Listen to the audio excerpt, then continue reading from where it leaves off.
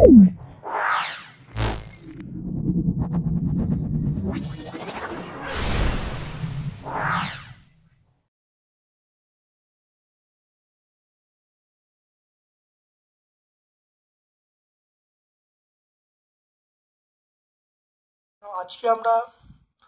আমরা 12তম স্কুল, সেটা হলো শিলিগুড়ি বয়েজ হাই স্কুল। আজকে আমরা 12তম স্কুল, সেটা হলো শিলিগুড়ি বয়েজ হাই স্কুল মাধ্যমিক প্রশ্ন প্রস্তুতি নিয়ে আমরা সম্পূর্ণ ব্যাখ্যা করছি। ভিডিওটা প্রথম থেকে শেষ পর্যন্ত দেখো।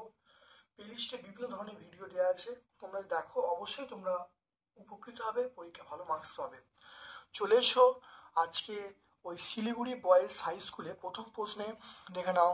বায়ুমণ্ডলে ওজোন স্তর যে রশ্মিকে শোষণ করে তার নাম হলো অতি বেগুনি রশ্মি। দেখে নাও, বায়ুমণ্ডলে ওজোন স্তর যে শোষণ, তার নাম হলো অতি বেগুনি রশ্মি। দেখো 44.8 গ্রাম আদর্শ গ্যাসের জন্য এসটিপিতে পিভির মান কত হবে? দেখে নাও, পিভি সমান আমরা জানি এনআরটি।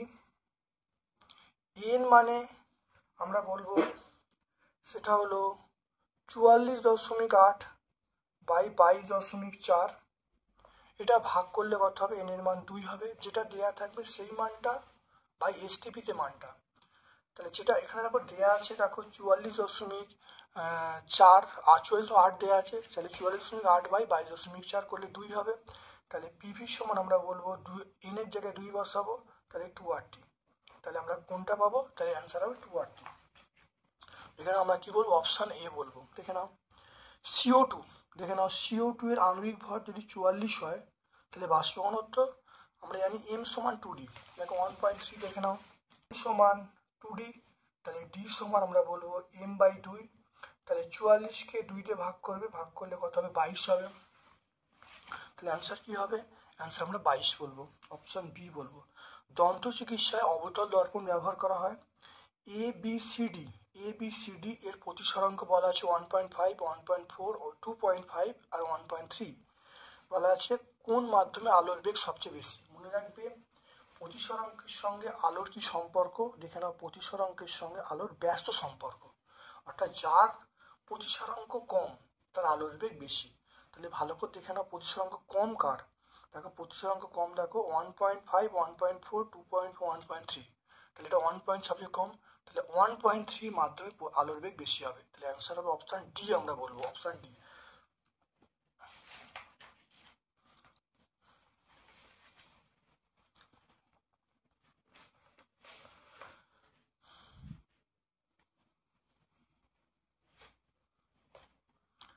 দেখে নাও কোনটির, দেখো কোনটির তাপ পরিবাহিতা সবচেয়ে বেশি?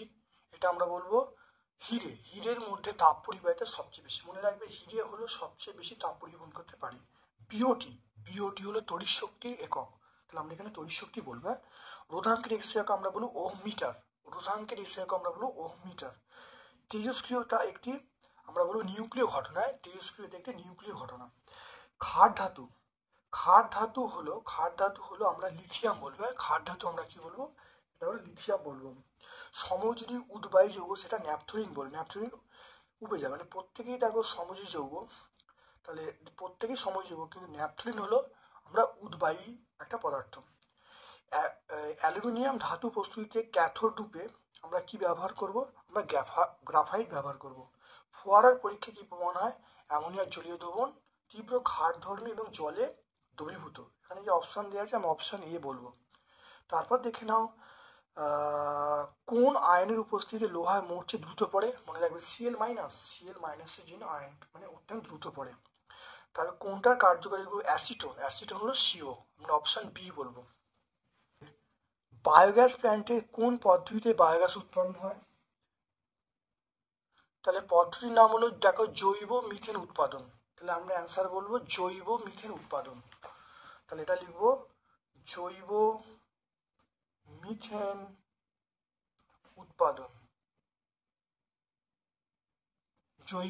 উৎপাদন বলবো। কোল বেড মিথেন থেকে কোন জ্বালানি পাওয়া যায়? কোল বেড মিথেন থেকে আমরা যে জ্বালানি পাই সেটা হলো বিকল্প জ্বালানি, আমরা পাবো সেটা হলো বিকল্প জ্বালানি পাবো। কোল বেড মিথেন থেকে আমরা বিকল্প জ্বালানি পাবো। তারপর দেখে নাও ইউভি, দেখে নাও পরেরটা ইউভি রশ্মির প্রভাবে ক্লোরোফ্লোরো কার্বন থেকে নির্গত যে পরমাণু ওজোন স্তরকে বিয়োজিত করে, ওজোন গ্যাসকে অক্সিজেনে পরিণত, তার নাম হলো সিএল। তাহলে ইউভি রশ্মির প্রভাবে ক্লোরোফ্লোরো কার্বন থেকে নির্গত কোন পরমাণু ওজোন গ্যাসকে অক্সিজেনে বিয়োজিত করে, এটা সিএল বা ক্লোরিন পরমাণু। তারপর দেখে নাও সত্য মিথ্যা বলতে বলছে অ্যাভোগাড্রো সূত্রে গ্যাসের অণুগুলির আয়তন নগণ্য করা হয়। অ্যাভোগাড্রো সূত্রে অণুগুলির আয়তন গণ্য করা হয়। অ্যাভোগাড্রো সূত্রে অণুগুলির আয়তন গণ্য করা হয়। হ্যাঁ, অবশ্যই এটা সত্যই তো হবে, অ্যাভোগাড্রো সূত্রে গণ্য করাই হতে হয়। দেখো কারণ সম-আয়তন সমস্ত গ্যাসের সমান সংখ্যক অণু বর্তমান, তাহলে আয়তনটা কনসিডারের মধ্যে আনছি তো, তাহলে আয়তনটা সমান হতে হবে, তাহলে আয়তনটা গণনার মধ্যে আনছি। তাহলে পরম শূন্য উষ্ণতায় কোনো আদর্শ গ্যাসের আয়তন কত, আমরা 0 বলবো। তারপর দেখে নাও কোনো বস্তুর মধ্য দিয়ে তাপ পরিবহনের সময় কণাগুলোর স্থান পরিবর্তন হয়। তাপ পরিবহনের সময় স্থান পরিবর্তন হয় না, পরিবহন পদ্ধতিতে এটা হলো মিথ্যা বলবো। তারপর দেখো পরিবাহী বেদ ক্ষেত্রফল অপরিত থাকলে তাপীয় রোধ এবং তাপ পরিবাহের সম্পর্ক কি? আমরা জানি RH সমান আমরা বলবো D/K। তাহলে দেখে নাও এটা সম্পর্ক। তাহলে এখানে দেখো তাপীয় রোধ তাপ পরিবাহের কি সম্পর্কে আছে, ব্যস্ত সম্পর্কে আমরা বলবো। ডি এবং কনস্ট্যান্ট তাহলে এটা কি বলবো, ব্যস্ত সম্পর্কে আমরা বলবো, এটা বলবো ব্যস্ত সম্পর্কে। তারপর দেখো একটি আলোক রশ্মি অবতল দর্পণের বক্রতা কেন্দ্রকে আপতন কোণের মান কত হবে, 0 ডিগ্রি হবে। এক্স রশ্মির ব্যবহার আমরা বলবো গোয়েন্দা বিভাগে বা গোয়েন্দা বিভাগে বলবো, বা হাড় ভেঙে গেলে, মানে কোনো শরীরের মধ্যে কোনো অবাঞ্ছিত বস্তু প্রবেশ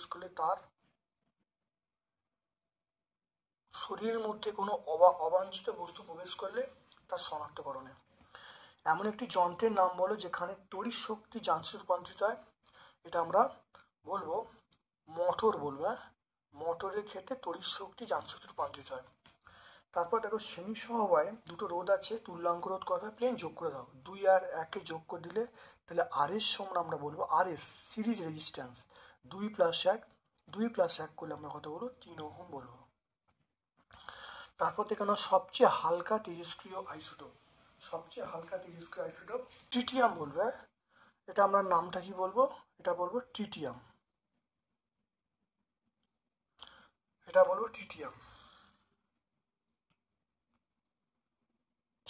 এখানে যদি কোশ্চেনটা বলে সবচেয়ে হালকা আইসোটোপের নাম কি, তখন হবে পোটিয়াম। সবচেয়ে হালকা আইসোটোপের নাম পোটিয়াম, কিন্তু এখানে কোশ্চেনে বলা হচ্ছে সবচেয়ে হালকা, এই উত্তরটা হবে এই ট্রিটিয়াম। তাহলে এইটা কিন্তু এর উত্তর, তাহলে ট্রিটিয়ামটা এর উত্তর হবে। তাহলে সবচেয়ে হালকা তেজস্ক্রিয় আইসোটোপ এটা ট্রিটিয়াম হবে। সংকেতটা হবে 3H1, তাহলে সংকেতটা হবে 3H1। আর এই প্রশ্নের উত্তর হলো তেজস্ক্রিয়তার একক আমরা কি বলবো, এসআই একক আমরা বলবো বেকারেল। কি বলবো, বেকারেল বলবো। তেজস্ক্রিয়তার এসআই একক হলো বেকারেল। তারপর চলে এসো সর্বাপেক্ষা তড়িৎ-ঋণাত্মক মৌল, এটা আমরা ফ্লুরিন বলবো, ফ্লুরিন। সমযোজী দ্বিবন্ধনযুক্ত, এটা আমরা অক্সিজেন বলবো। তারপরে তড়িৎ বিজারণ পদ্ধতিতে নিষ্কাশন করা যায়, এটা আমরা বলবো অ্যালুমিনিয়াম বলবো। তারপর দেখো আলিয়া উৎপন্ন দায়ী হলো মিথেন বলবো। তারপর দেখো নিকটোজেন মৌলগুলো মেন্ডেলিভের পর্যায়ে কোন শ্রেণী থাকে, নিকটোজেন দেখে নাও 15 নম্বর গ্রুপের মৌলগুলোকে একে আমরা নাইট্রোজেন পরিবার বলবো। 15 নম্বর গ্রুপের মৌলকে আমরা নাইট্রোজেন পরিবার বলবো, একে আমরা নিকটোজেন বলবো। তাহলে 15 নম্বর এই পরিবারকে আমরা নিকটোজেন বা নাইট্রোজেন পরিবার বলবো।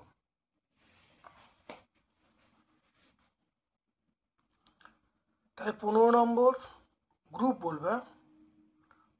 কোন অ্যাসিডকে অয়েল অফ ভিট্রিয়ল বলা হয়, অয়েল অফ ভিট্রিয়ল বলা হয়, তাহলে অয়েল অফ ভিট্রিয়ল আমরা বলবো H2SO4কে। ডিসোসিয়েশন পদ্ধতিতে কোন প্রকার তড়িৎ ব্যবহার করে, এটা আমরা ডিসি ব্যবহার করবো। দেখে নাও ডিসি, এটা ব্যবহার করবো ডিসি। H2S, দেখো H2S গ্যাসকে ক্ষারীয় নাইট্রোপোসাইড দ্রবণে বর্ণহীন দ্রবণে পাঠালে বর্ণটা কি হয়ে যাবে, বেগুনি হয়ে যাবে।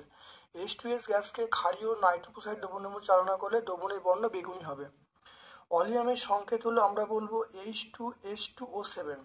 অ্যানোড মাটি মূল্যবান ধাতু আমরা বলবো পিটি বলবো, এজি বলবো, ইউ বলবো। বক্সাইট হলো এল এর আকরিক, মানে মানে মানে হলো অ্যালুমিনিয়াম। কাঁসার উপাদানগুলো কি কি?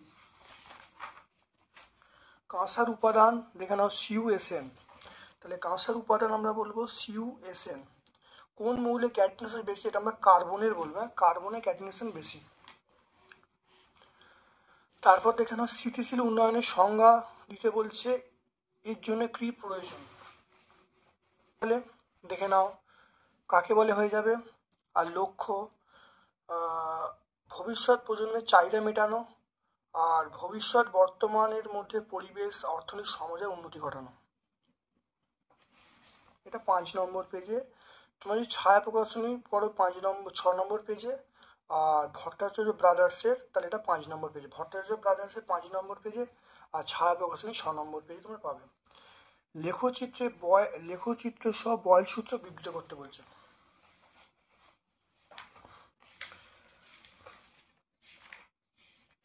এখানে বয়েল সূত্র দেখতে পাচ্ছ, এটা বয়েল সূত্র, তার লেখচিত্র তোমরা এটা দিয়ে দেবে।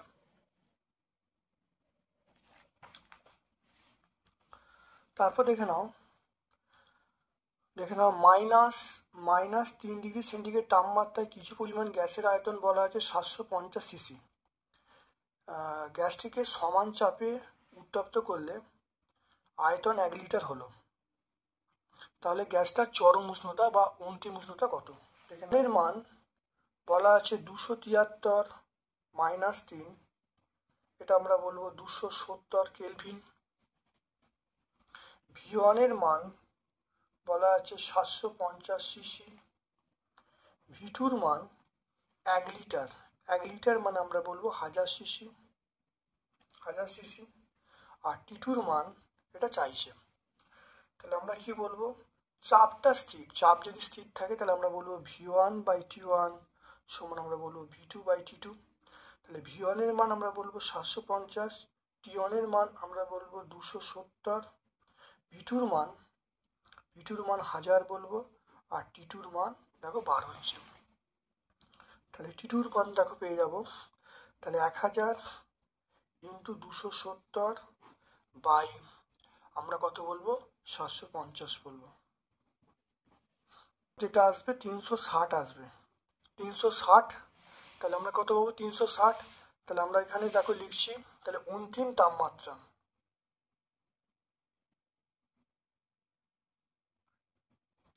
তাপমাত্রা, তাহলে 360° মাইনাস 273°, 360 মাইনাস 273, 360 মাইনাস 273 করলে ডিগ্রি সেন্টিগ্রেড, এটা 87° সেন্টিগ্রেড। আমরা কত পাবো দেখো 87° সেন্টিগ্রেড পাবো। দেখে কোনো বস্তুর বিবর্ধন 1.2 বলতে কি বোঝায়? বিবর্ধন 1.2 বলতে বোঝায়, আমরা জানি বিবর্ধন m সমান আমরা বলবো V/U, এটা হলো V/U, এটা বলছে 2.5। এর মানে হলো যে বস্তুর আকার, অর্থাৎ বস্তুর আকারের চেয়ে প্রতিবিম্ব আকার 2.5 গুণ হয়েছে। তাহলে প্রতিবিম্ব বস্তুর আকারের অনুপাত 2.5, এটা বলতে পারি, বা বলতে পারি বস্তুর আকারের তুলনায় প্রতিবিম্বের আকার 2.5 গুণ হয়েছে। তারপর দেখে নাও পরিবাহী রোধ কোন বিষয়, পরিবাহী রোধ দৈর্ঘ্য এবং প্রস্থ কিভাবে নির্ভর করে। দেখে নাও, দেখো দৈর্ঘ্যের উপর নির্ভর করছে, দেখো ক্ষেত্রফলের উপর নির্ভর করছে, ভালো দেখে নাও, খুব ভালো দেখে নাও, এটা 66 পেজে তোমরা পেয়ে যাবে।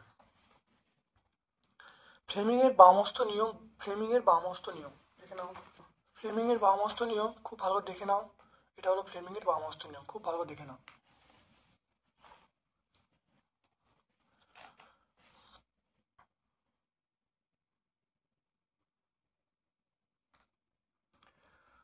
তড়িৎযোজী বন্ধন সমযোজী বন্ধনে পার্থক্য লিখতে বলছি। এখানে আয়নীয় বন্ধন সমযোজী বন্ধনের পার্থক্য দেখে না ভালো করে। এর মধ্যে তিনটে পার্থক্য মনে রাখবে, যে কোনো তিনটে তোমার পার্থক্য পরীক্ষার জন্য তুমি করে রাখবে। এটা 399 পেজে আমরা পাবো। এটা সহায়িকা যদি বলি তাহলে 399 পেজে। এ বি দুটো মৌল আছে, যার দেখো পরমাণু ক্রমাঙ্ক বলা আছে, আর কি ধরনের যৌগ। তাহলে এটাকে যদি ভাঙি, এটাকে ভাঙলে 2, 8, 1। যদি বিটাকে ভাঙি, বিটাকে যদি ইলেকট্রন বিন্যাস করি, তাহলে আমরা বলবো 2, 7 বলবো। দেখে নাও, তাহলে 2, 7 বলবো। তাহলে এরও দেখো 1, দেখতে কেন এর দেখো বাইরের কক্ষে কটা আছে, বাইরের কক্ষে দেখো একটা ইলেকট্রন আছে, এর বাইরে কটা আছে, এর দেখো একটা ইলেকট্রন দিলে অষ্টপূর্ণ হবে। এর একটা ইলেকট্রন ত্যাগ করলে তাহলে আমরা কি বলবো, সেটা হলো অষ্টপূর্ণ হবে। এর একটা ইলেকট্রন গ্রহণ করলে অষ্টপূর্ণ হবে। তাহলে এই দুটো যৌগটা কি হবে, তাহলে এবি হবে। এটা কোন ধরনের যৌগ হবে, অবশ্যই তড়িৎযোজী যৌগ হবে। দেখে নাও। তারপর দেখো NH3 লুইস ডট দেখাতে বলেছি। NH3 লুইস ডট খুব ভালো দেখে নাও। পরীক্ষাগারে অ্যামোনিয়া কিভাবে শনাক্ত করবে, 119 পেয়ে যাবে। দেখে নাও, দেখো অ্যামোনিয়াকে শনাক্ত করার দেখো বিক্রিয়াটা দেখে নাও ভালো করে। এটা লিখে দেবো। এখানে অ্যামোনিয়া শনাক্তকরণ বিক্রিয়া অর্থাৎ অ্যামোনিয়ার সঙ্গে হাইড্রোক্লোরিক বিক্রিয়া করলে একটা কঠিন পদার্থ সারা ধোঁয়া সৃষ্টি হবে। এটি কি বোঝে, ওটা অ্যামোনিয়া আছে। এই বিক্রিয়াটা পুরোটা লিখে দেবো, ভাষাটা লিখে দেবো। তারপর দেখো ধাতু সংকর কাকে উদাহরণ দিতে বলেছে।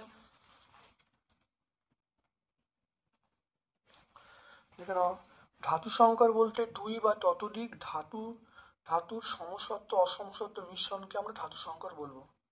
এর উদাহরণ দেখো, আমরা বলবো এই ধাতু সংকর উদাহরণ দেখে নাও। আমরা এই বলবো স্টেনলেস স্টিল বলবো, ইনভার বলবো, যে কোনো একটা উদাহরণ বলে দেবো।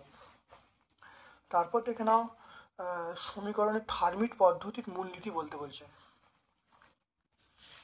থার্মিট পদ্ধতি দেখে নাও, মূলনীতি এখানে দেখে নাও। এইটা লিখবো, অর্থাৎ উৎস থেকে শুরু করে এই পর্যন্ত লিখলে হয়ে যাবে। উৎস থেকে শুরু করে এই বিক্রিয়া পর্যন্ত। তারপর চলে এসো ইউপ্যাক নাম লিখতে বলছে। এটার ইউপ্যাক নাম মনে রাখবে প্রোপানল। এই প্রথমটা CH3CO, CH3 ইউপ্যাক নাম হলো প্রোপানল।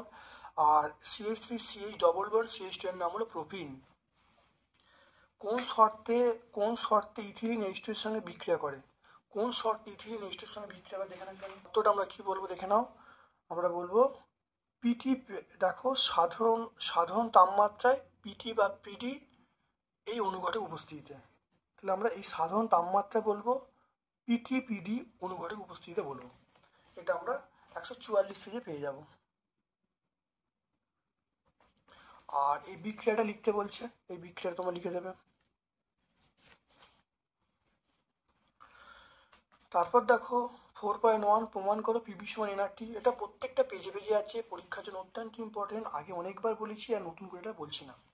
তারপর দেখো উষ্ণতা বৃদ্ধিতে গ্যাসের অণুর গতি এবং চাপের কিরূপ পরিবর্তন ঘটবে। এটা পেজ নাম্বার 19 আমরা পাবো। দেখে নাও, বেগ এবং চাপের ওপর অণুর গতির প্রভাব। দেখে নাও ভালো করে। এইখান থেকে এই পর্যন্ত বলবো। অর্থাৎ তাপমাত্রা বাড়লে অণুগুলো গতিশক্তি বাড়বে। তাহলে গতিশক্তি বৃদ্ধি পাওয়ার জন্য গড়বেগ বৃদ্ধি পাবে, ফলে পাত্রের দেয়ালে বেশি করে ধাক্কা মারবে, ফলে চাপও বাড়বে। এখানে অঙ্কটা দেখে নাও।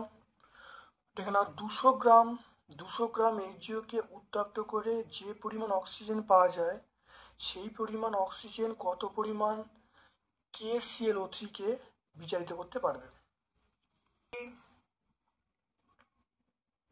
HGO থেকে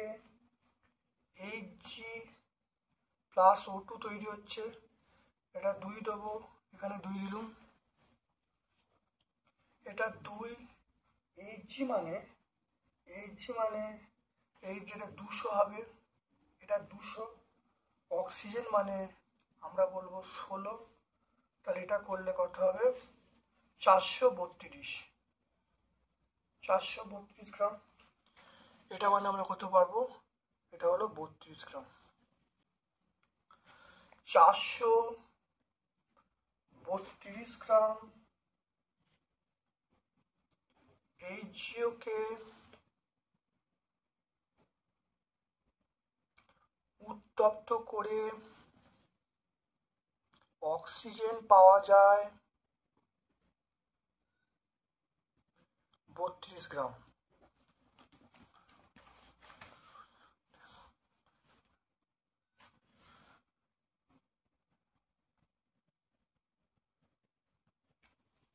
তাহলে 32/432, আর কত বলা আছে 200 গ্রাম।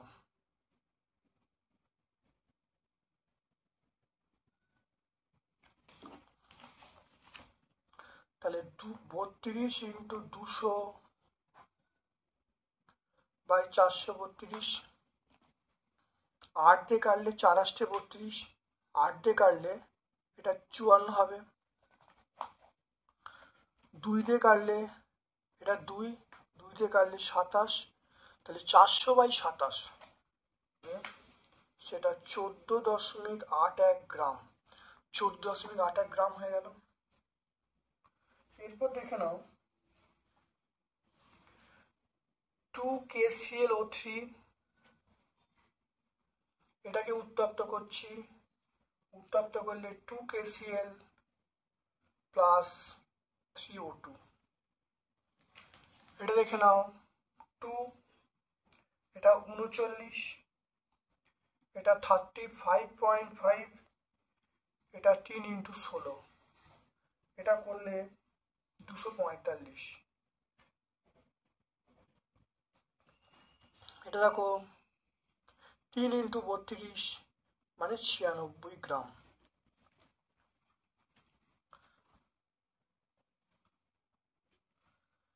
খুব ভালো দেখে নাও, তাহলে 96 গ্রাম অক্সিজেন থেকে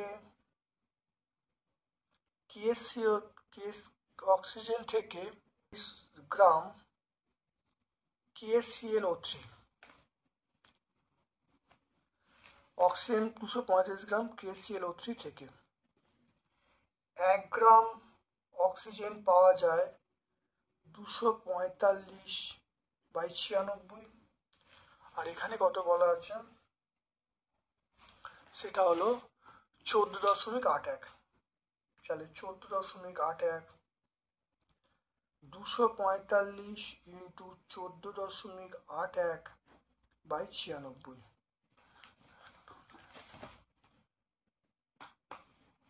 তো এটা করলে যেটা আসবে 37.79 গ্রাম KClO3।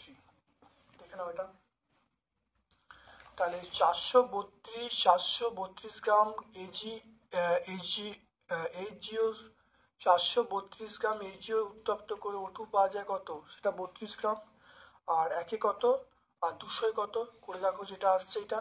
এবার এটাকে উত্তপ্ত করা হচ্ছে, উত্তপ্ত করে দেখো এই 96 গ্রাম O2 উৎপন্ন করতে KClO3 প্রয়োজন 245 গ্রাম, একে কত, আর এখানে দেখো 14.81 বেরিয়েছে, এটা করলে দেখো পেয়ে যাচ্ছি 37.79 গ্রাম।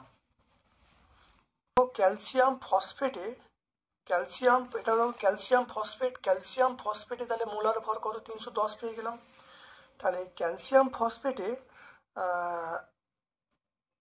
ফসফরাসের শতকরা পরিমাণ কত, তাহলে ফসফরাস কত আছে দেখো, ফসফরাস দেখো আছে, দেখো 31 × 2 হবে, হ্যাঁ কারণ দুটো আছে T2 আছে, তাহলে দেখে নাও 310 গ্রাম ক্যালসিয়াম ফসফেটের মধ্যে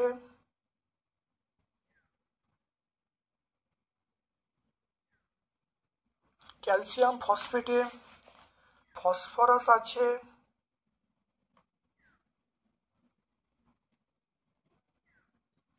এটা কত দেখে নাও 31, এখানে 31 2, তাহলে 31 × 2, তাহলে 31 × 2 গ্রাম বলবো। 1 গ্রাম ক্যালসিয়াম ফসফেটে ফসফরাস আছে 31 × 2/310, আর এখানে 100 আমরা বার করব, তাহলে 31 ইন্টু 2 ইন্টু 100 বাই 310, তাহলে কত হবে? 20 হবে। অ্যান্সার কত? 20 গ্রাম পেয়ে গেলাম। তাহলে 100 পেয়ে গেলাম 20 গ্রাম। তাহলে এখানে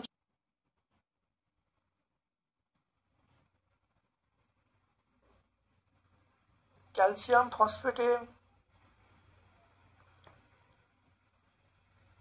ফসফরাস আছে 20%। কত হবে? 20%। দেখে নাও।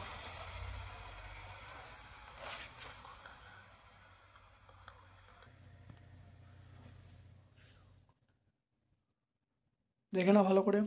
তাহলে ক্যালসিয়াম ফসফেটের আণবিক ভর পেয়ে গেলাম এটা। তাহলে এর মধ্যে আছে দেখো 31 ইন্টু 2 মানে 62 গ্রাম। তাহলে 310 গ্রাম ক্যালসিয়াম ফসফেটে ফসফরাস আছে 31 ইন্টু 2, একে কত 100 কত করলে দেখো 20% পেয়ে যাচ্ছে।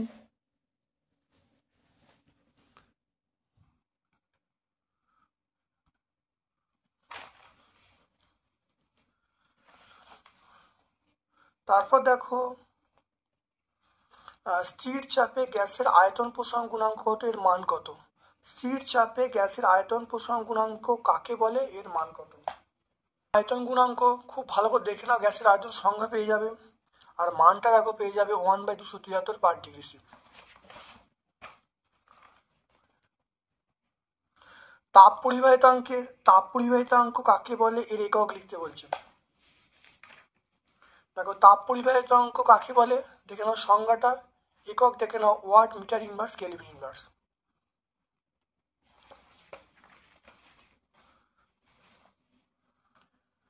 দেখে নাও, এটা দন্ত চিকিৎসকরা অবতল দর্পণ কেন ব্যবহার করে? ফোকাসে থাকে, ফলে বাতি থেকে নির্গত আলোকরশ্মি অবতল প্রতিফলকে প্রতিফলিত সমান্তর রশ্মিতে পরিণত হয়, ফলে অনেক দূরপণ দেখা যায়। এই ঠিক একই কারণের জন্য দন্ত চিকিৎসা ব্যবহার করে। তাহলে এখানে পুরো সেম কারণ এখানে বলা আছে। তাহলে পেজ নাম্বার 41 আমরা পেয়ে যাব।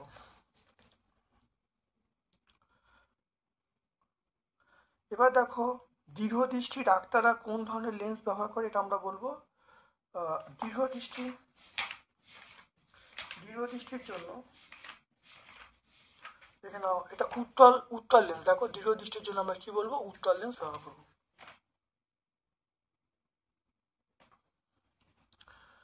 রৈখিক বিবর্ধন কাকে বলে দেখে নাও।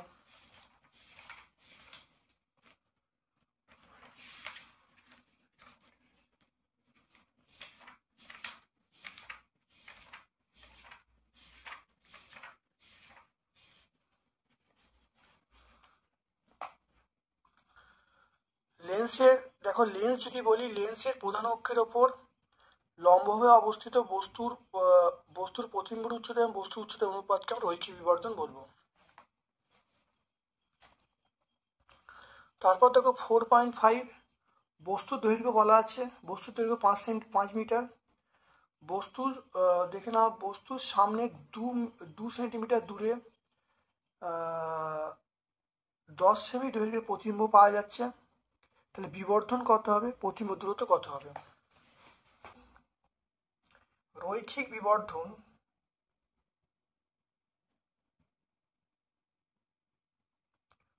বিবর্ধন সমান প্রতিবিম্ব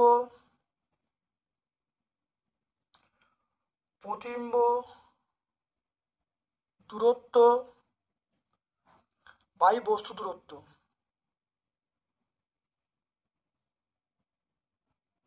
সমান প্রতিবিম্ব উচ্চতা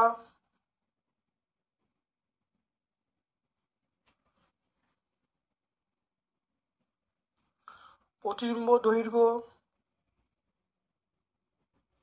বাই বস্তু দৈর্ঘ্য।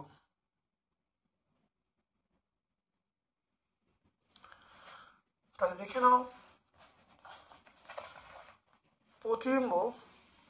প্রতিবিম্ব দূরত্ব দেখে নাও, প্রতিবিম্ব দূরত্ব কত? দেখো বস্তুর দৈর্ঘ্য বলা আছে, বস্তু 5 আর প্রতিবিম্ব দূরত্ব কত? 10। প্রতিবিম্ব দৈর্ঘ্য 10। তাহলে আমরা এখানে লিখবো, এটা লিখবো দেখো 10 আর এখানে লিখবো 5।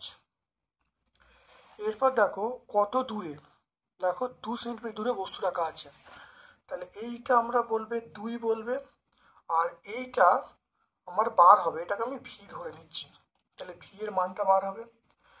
তাহলে এখান থেকে তাহলে আমরা এটাকে যদি এম ধরি, তাহলে এম সমান দেখো মান বেরোচ্ছে, এটা এম, এখানে এম সমান 2, তাহলে বিবর্ধনটাকে আমি প্রথম উত্তর দেখো পেয়ে গেলাম বিবর্ধন 2। এবার দেখো ভি বাই 2 সমান আমরা এটা দেখো এটা কাটাকুটি 2 হবে, তাহলে ভি সমান 2 ইন্টু 2 মানে ভি সমান আমরা বলবো 4। তাহলে প্রতিবিম্ব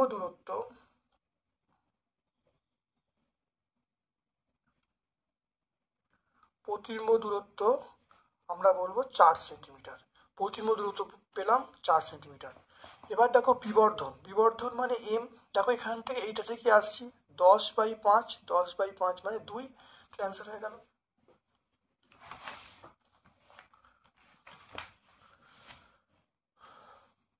তারপর দেখে নাও অথবা প্রশ্ন, মাধ্যমের পরম প্রতিসরাঙ্ক কাকে বলে? জলের প্রতিসরাঙ্ক দেওয়া আছে, জলে আলোর বেগ কত হবে বার করতে বলেছে। প্রতিসরাঙ্ক দেখে নাও, পরম প্রতিসরাঙ্ক কাকে বলে, সংজ্ঞাটা এখানে পেয়ে যাবে। জলে আলোর বেগ, তাহলে ভি সমান আমরা বলবো সি বাই মিউ, অর্থাৎ এ মিউ ডব্লিউ, তাহলে 3 × 10⁸ বাই 1.33।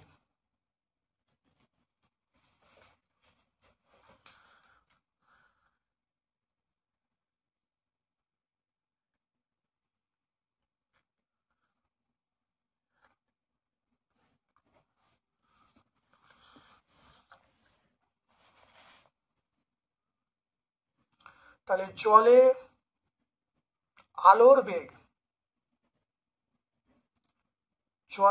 বেগ এটা বলবো 2.25 × 10⁸ মিটার পার সেকেন্ড।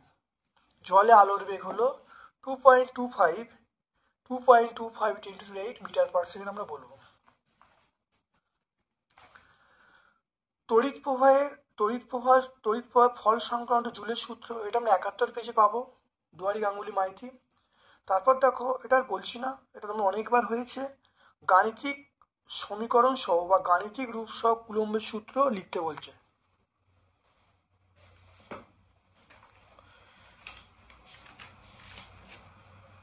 দেখে নাও কুলম্বের সূত্র, দেখে নাও ভালো করে, দুটো বিন্দু আধানের মধ্যে আকর্ষণ বিকর্ষণ বল আধান দুটো গুণফলের সমানুপাতিক এবং আধান দুটোর মধ্যবর্তী দূরত্বের ব্যস্তানুপাতিক।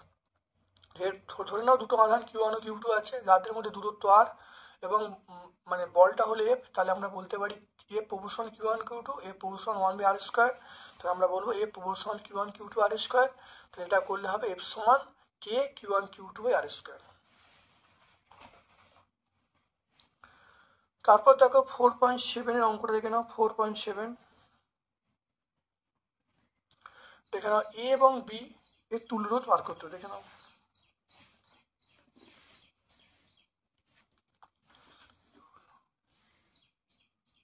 এই 5 আর 5 তুল্যরোধ কি হবে, সমান্তরাল সমবায় আছে, এটা আমরা আর এস ড্যাশ বলবো, এটা আমরা বলবো আর এস বলবো, সমান্তরাল সমবায় আমরা আর এস বলবো, আর এস 1 বলবো। তাহলে দুটো রোধের গুণফল বাই দুটো রোধের যোগফল, তাহলে নিয়ম হলো সমান্তরাল সময় বার করার নিয়ম হলো দুটো রোধের গুণফল বাই যোগফল। এটা করলে কত হবে, আর এস 1 5 × 5 = 25, 25/10, এটা হলো 2.5, আমরা পেয়ে যাব 2.5 ওহম পেয়ে যাব।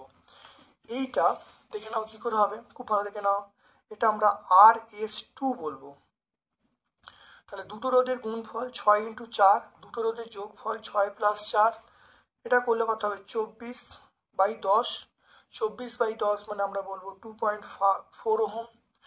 এবার দেখো এই দুটো রোধ কোন সমবায় আছে, এই দুটো রোধ দেখো শ্রেণী সমবায় আছে, তাহলে এটা আমরা আর এস না করে এটা আমরা সির, এটা প্যারালাল আছে, তাহলে এস এর জায়গায় আমরা পি করবো, আর পি প্যারালাল, এটা প্যারালাল আছে, তাহলে এগুলো এস এর জায়গায় আমরা শুধু পি করবো, পি মানে প্যারালাল, এস মানে সিরিজ।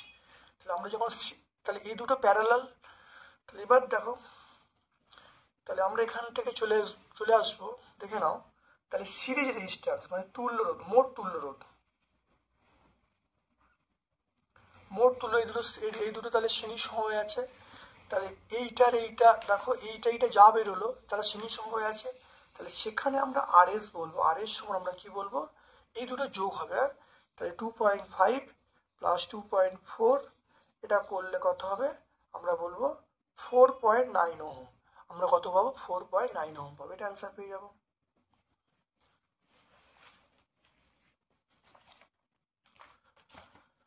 ফোর 4.8 চলে এসো। দেখো ইউরেনিয়াম থেকে দেখে নাও, ইউরেনিয়াম থেকে দুটো আলফা কণা দুটো বিটা কণা নির্গত হলো। নতুন মৌলটির পরমাণু ক্রমাঙ্ক ভর সংখ্যা কত, দেখে নাও। 4.8, তাহলে ইউরেনিয়াম মৌল আছে 238, 92। এখান থেকে কি বেরোলো, দুটো আলফা কণা বেরোলো। দুটো আলফা কণা বেরোলো মানে ভর সংখ্যা কত কমলো, সেটা 238। আর একটার জন্য 4 কমে, দুটোর জন্য 8 কমলো। আর এটা কত কমছে, এটা কমছে 92 ছিল, 2 করে কমছে, তাহলে 4 কমলো, দুটো বাড়ার জন্য দুটো বাড়া হলো, তাহলে 4 কমলো। তারপর দেখো কি বলা আছে, দুটো আলফা কণা দুটো বিটা কণা, তাহলে দুটো বিটা কণা যখন বেরোবে তাহলে এই পরমাণু ভর সংখ্যা কোনো চেঞ্জ হবে না। তাহলে পরমাণু ক্রমাঙ্ক 1 + 1 মানে 2 বাড়বে, তাহলে 2 বাড়লো। তাহলে দেখে নাও পর্যায় সারণীতে, দেখে নাও 90 আছে থোরিয়াম, দেখে নাও 90 থোরিয়াম। তাহলে আমরা মৌলটা বলবো থোরিয়াম বলবো, হ্যাঁ এটা বলবো থোরিয়াম, TH বলবো। তাহলে থোরিয়াম মৌলটা তাহলে কি হবে, সেটা আমরা TH বলবো। এটা হলো 200, আমরা বলবো 230, ভর সংখ্যা আমরা বলবো 230, আর এটা বলবো 90 বলবো।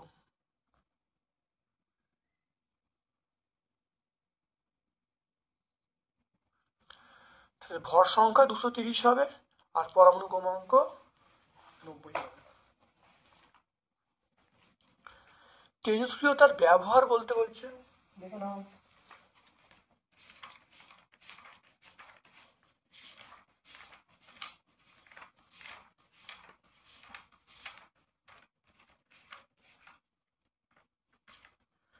দেখে নাও পৃথিবীর বয়স মাপতে বা জীবাশ্মের বয়স মাপতে আমরা ব্যবহার করি। এটা 91 পেজ আমরা পেয়ে যাব। আইনীয়, দেখে নাও আইনীয় বিভব কাকে বলে, দেখে নাও আইনীয় বিভব কাকে বলে, পর্যায় এবং শ্রেণী পর্যায়বরও কিভাবে পরিবর্তিত হয়। দেখে নাও আইনীয় বিভব, এখান থেকে পেয়ে যাবে আইনীয় বিভব। এখানে দেখো লেখা আছে ভূমিস্তরে বা নিম্ন স্তরে অবস্থিত মৌলের একটি বিচ্ছিন্ন বা গ্যাসীয় প্রথম পরমাণুকে তার সর্বোচ্চ কক্ষপথ থেকে বিচ্ছিন্ন করে একক চার্জযুক্ত ধনাত্মক আয়নে পরিণত করতে যে ন্যূনতম এখানে শক্তি আছে, তোমরা শুধু বিভব বলবে। শক্তি যে তোমার কি বলবো, ন্যূনতম বিভব প্রয়োজন, তাকে আমরা বলবো আয়নাইজেশন বিভব। তাহলে সংজ্ঞাটা সবই বলবো, শক্তির জায়গায় বিভব বলবো, তাহলে হয়ে যাবে আয়নাইজেশন বিভব, সংজ্ঞাটা হয়ে যাবে। এবার দেখো কিভাবে পরিবর্তিত হয়, দেখে নাও। পর্যায়গতভাবে বাম থেকে ডানে গেলে বৃদ্ধি পায়, আর শ্রেণীগত ওপর থেকে নিচে নামলে হ্রাস পায়। অর্থাৎ আয়নন শক্তিটা যেটা আছে আয়নন বিভব, এটাই আমরা বলবো। তারপর দেখে নাও হারিয়েনকে 1 নম্বর এবং 17 নম্বর শ্রেণীতে রাখার যুক্তি। তাহলে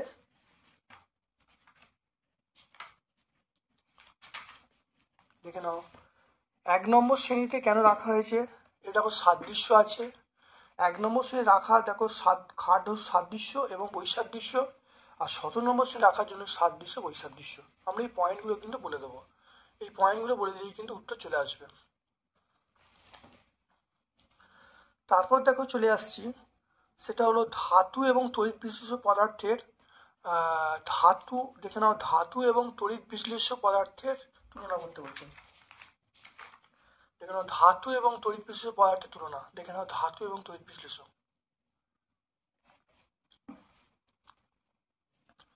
ভোল্টামিটার কাকে বলে, যে যন্ত্রে তড়িৎ বিশ্লেষণ করা হয় তাকে বলে ভোল্টামিটার, আর যে যন্ত্রে তড়িৎ বিশ্লেষণ করা হয় তার নাম হলো ভোল্টামিটার। তারপর দেখো অসহাল পদ্ধতিতে HNO3 প্রস্তুতির নীতি সমীকরণ লিখতে বলছে।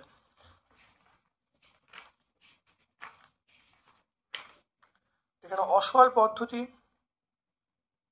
দেখে নাও অসওয়াল পদ্ধতি নীতি দেখে নাও। এখানে 3টে পয়েন্ট, 1 2 3টে পয়েন্ট আমরা বলবো, বললেই কিন্তু উত্তর হয়ে যাবে। দেখে নাও একটা পয়েন্ট, একটা 3টে পয়েন্ট।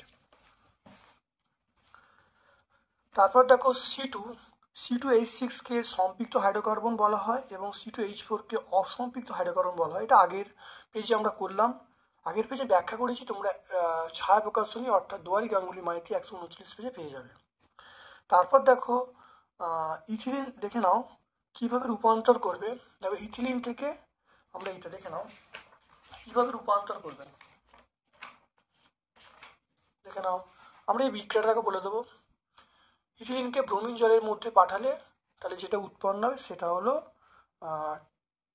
অ্যাসিটিলিন ট্রাইব্রোমাইড উৎপন্ন হবে। দেখে নাও পেয়ে যাবে এটা। তারপর দেখো সিএনজির ব্যবহার। সিএনজির ব্যবহার আমরা কি বলবো? সিএনজির ব্যবহার আমরা বলবো জ্বালানি হিসাবে। সিএনজি ব্যবহার কি বলবো? জ্বালানি হিসাবে ব্যবহার বলবো। তাহলে আজকে আমরা 12তম সেটটা অর্থাৎ শিলিগুড়ি বয়েজ হাই স্কুল সম্পূর্ণ সলভ করলাম। ভিডিওটা প্রথম থেকে শেষ পর্যন্ত দেখো, অবশ্যই উপকৃত হবে, মাধ্যমিক অসম্ভব ভালো মার্কস পাবে। আমার পক্ষ থেকে সকলকে ধন্যবাদ এবং শুভকামনা জানিয়ে আজকের মধ্যে ভিডিও শেষ করলাম। Thank you.